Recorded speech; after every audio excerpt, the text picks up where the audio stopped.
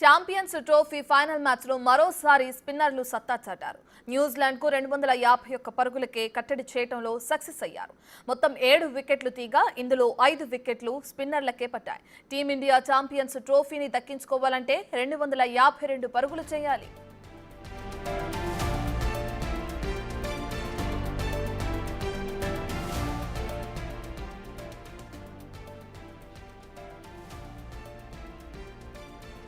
Toss గెలిచి batting తీసుకున్న Kiwis ఆటను చాలా దూకుడుగా ప్రారంభించింది.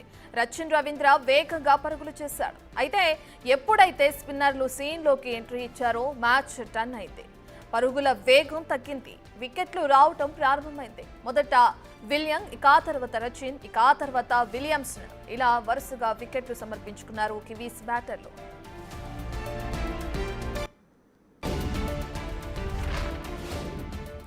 ఇక ఆ తర్వాత మిచెల్ ఫిలిప్స్ ఇన్నింగ్స్ ను చక్కదిద్దే ప్రయత్నం చేశారు. నిజం చెప్పాలంటే సక్సెస్ కూడా అయ్యారు. భారీ షాట్ల జోలికి పోకుండా స్థిమితంగా ఆడుతూ స్కోర్ను పెంచుతూ వెళ్లారు. ఎప్పుడైతే మళ్లీ పేసర్లు సీన్లోకి ఎంట్రీ ఇచ్చారో మ్యాచ్ మళ్లీ టర్న్ అయింది. మిచెల్ 63 పరుగులతో రాణించడం, ఇక చివర్లో బ్రాస్వెల్ 4లు 6లతో చెలరేగడంతో స్కోర్ ఒక్కసారిగా పెరిగింది. షమీ, పాండ్యా చివరి ఓవర్లలో భారీగా పరుగులు సమర్పించుకోవడంతో స్కోర్ పెరిగింది.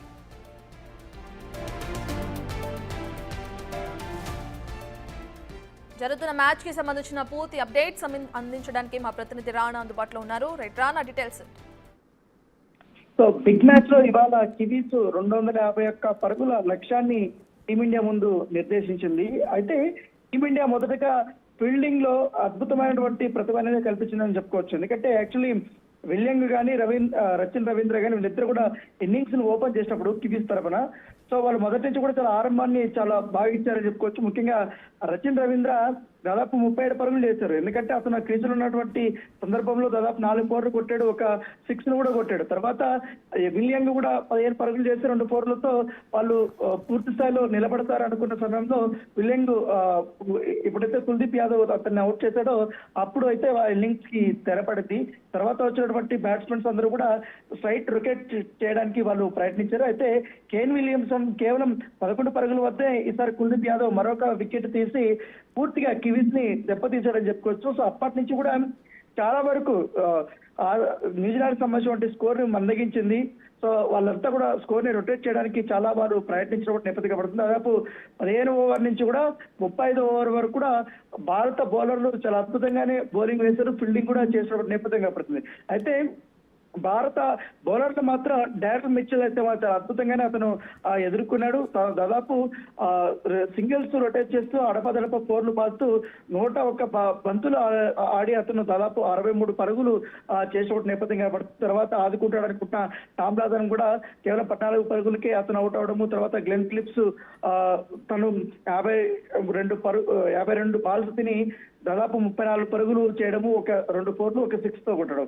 తర్వాత లాస్ట్ లో బ్రేస్వెల్ అయితే 4లతో 6లతో చెరలేకపోయాడు. ఎందుకంటే అప్పటి వరకు కూడా న్యూజిలాండ్ సంబంధించినటువంటి స్కోర్ పెద్దగా పరుగులు పెట్టలేదు. ఎందుకంటే 170 180 వరకు కూడా ఆగుతున్నటువంటి సమయంలో చాలా అద్భుతంగా కూడా అతను బ్యాటింగ్ చేసి 50 పరుగులు అతను చేశారు. 53 పరుగులు చేసిన తర్వాత అతను నాట్అవుట్ గా నిలిచిన నేపథ్యంగా పడుతుంది. తర్వాత శాంట్నర్ 8 పరుగులు చేసి రన్అట్ గా కూడా తిరిగినటువంటి నేపథ్యం అయితే కనపడుతుంది. అయితే ప్రధానమైనటువంటి బౌలర్లు ఈ మ్యాచ్ లో కాస్త ఫెయిల్ అయ్యారనే మనం చెప్పుకోవచ్చు. ఎందుకంటే ఫేస్ బౌలింగ్ విభాగానికి ప్రధానమైనటువంటి బౌలర్ గా ఉన్నటువంటి మహమ్మద్ షమీ ఇవాళ 9 ఓవర్లు వేశాడు. దాదాపు 74 పరుగులు వరకు అతను ఇచ్చాడు. ఒక వికెట్ మాత్రమే అతను తీసుకున్నటువంటి నేపథ్యం అయితే కనపడుతుంది. తర్వాత హార్దిక్ పాండ్యా పూర్తిగా ఈ మ్యాచ్ లో విఫలమయ్యాడని చెప్పుకోవచ్చు. 3 ఓవర్లు ఇచ్చాడు, అతను కూడా 30 పరుగులు ఇచ్చాడు. తర్వాత వరుణ్ చక్రవర్తి అద్భుతంగా 10 ఓవర్లు వేశాడు, 45 పరుగులు ఇచ్చి 2 కీలకమైనటువంటి వికెట్లు తీశారు. ఇంకా కివీస్ ని పతనం సాధించినటువంటి కుల్దీప్ యాదవ్ 10 ఓవర్లు ఇచ్చి 40 పరుగులు ఇచ్చి 2 వికెట్లు తీశాడు. రవీంద్ర జడేజా కూడా చాలా పొదుపుగా ఈసారి బౌలింగ్ వేశాడని చెప్పుకోవచ్చు. ఎందుకంటే రవీంద్ర జడేజా అలాగే అక్షర్ పటేల్ వల్ల వీళ్ళిద్దరి వల్ల కూడా స్కోరు దాదాపు 300 వరకు వెళ్లాల్సినటువంటి న్యూజిలాండ్ స్కోరు చాలా కేవలం 251 పరుగుల వరకే అది కుదించిందంటే వీళ్ళ వేసినటువంటి బౌలింగే అద్భుతంగా అని చెప్పుకోవచ్చు. సో ఏదైనా కానీ ఇవాళ ఫైనల్ కాబట్టి టీమిండియా ముందు 251 పరుగుల లక్ష్యం అనేది చాలా చిన్నదిగానే మనం భావించవచ్చు. ఎందుకంటే మన దగ్గర ఉన్నటువంటి బ్యాటింగ్ లైనప్ చూసినా లేకపోతే గత మ్యాచ్ రికార్డులు చూసినా కూడా చాలా సునాయాసంగా కూడా వారు ఆ లక్ష్యాన్ని ఛేదించినటువంటి సందర్భాలు కూడా ఉన్నాయి. ఎందుకంటే న్యూజిలాండ్ తో కానీ, ఆస్ట్రేలియాతో కానీ, ముఖ్యంగా పాకిస్తాన్ తో కానీ వీళ్ళందరితో కూడా చాలా సునాయాసంగా కూడా ఆ లక్ష్యాలను అనేది వాళ్ళు ఛేదించినటువంటి నేపథ్యం. అయితే న్యూజిలాండ్ కి సంబంధించిన బౌలర్స్ కూడా తక్కువ అంచనా వేయలేమనేసి కూడా ఇప్పటికే క్రీడా విశ్లేషకులు చెప్తున్నారు. ఎందుకంటే వాళ్ళ బౌలింగ్, పేస్ బౌలింగ్ అటాకింగ్ కానీ, తర్వాత స్పిన్నర్స్ అటాకింగ్ కానీ, ముఖ్యంగా శాంటర్ అనేది చాలా కీ రోల్ పోషిస్తారనేసి కూడా ఇప్పటికే విశ్లేషకులు చెప్తున్న నేపథ్యంలో ఇప్పుడు మరి కాసేపట్లో ఇన్నింగ్స్ ని ఇండియా ప్రారంభించబోతుంది. సో వేచి చూడాలి.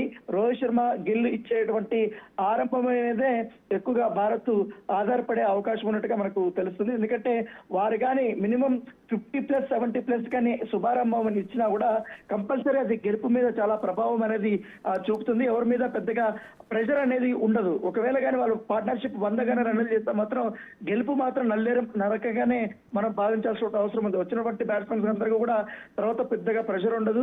సో ఈజీగా రొటేట్ చేయడానికి, స్కోర్ ని వేగం పెంచడానికి కూడా అవకాశం ఉంటుంది. కాబట్టి సో ఓపెనర్స్ అనేది ఇవాళ వాళ్ళ పార్ట్నర్షిప్ మీదే ఎక్కువగా ఆధారపడింది. తర్వాత విరాట్ కోహ్లీ కానీ, రోహిత్ శర్మ కానీ ఇదే చివరి ఛాంపియన్స్ ట్రోఫీగా భావిస్తున్నటువంటి నేపథ్యంలో వారు ఎట్టి పరిస్థితుల్లో ఉన్నటువంటి ఈ మెగా టోర్నీని గెలవాలనే ఉద్దేశంతోనే వాళ్ళు ఆడతారు. కాబట్టి పట్టుదలతో కానీ ఎలాంటి అనవసరమైనటువంటి షాట్స్ పోకుండా బ్యాట్స్మెన్స్ నిదానంగా కానీ ఆడితే మాత్రం ఆచితూచి ఆడితే మాత్రం, ఎందుకంటే ఆఫ్టర్ 15 ఓవర్ల తర్వాత ఆటోమేటిక్ గా ఆ పిచ్ అనేది కొంచెం స్లో అయిపోతుంది. పరుగులు తీయడం అనేది చాలా ఇబ్బందికరమైన పరిస్థితి వస్తుంది. ఎందుకంటే సింగిల్స్ రొటేట్ చేస్తే మాత్రం ఖచ్చితంగా ఈ మ్యాచ్ లో ఘన విజయం సాధించే అవకాశం ఉంది. ఎందుకంటే ఎట్లాగో చివరిలో శ్రేయస్ అయ్యర్ ఉన్నాడు, కేఎల్ రాహుల్ ఉన్నాడు, హార్దిక్ పాండ్యా ఉన్నాడు, అలాగే రవీంద్ర జడేజా ఉన్నాడు కూడా. కాబట్టి ఖచ్చితంగా ఈ మ్యాచ్ ను చాలా ఈజీగానే గెలిచవచ్చు. 45 ఓవర్లోనే ఈ మ్యాచ్ ఫినిష్ అయ్యే అవకాశాలు ఉన్నట్టు కూడా క్రీడా పండితులు చెప్తున్నారు. సో చూడాలి మనం ఏం జరుగుతున్నది. మొదటి 1.5 అవర్ అనేది ఆట భారత్ కి చాలా కీలకంగా అయితే ఉండబోతుంది. Right, thank you Rana.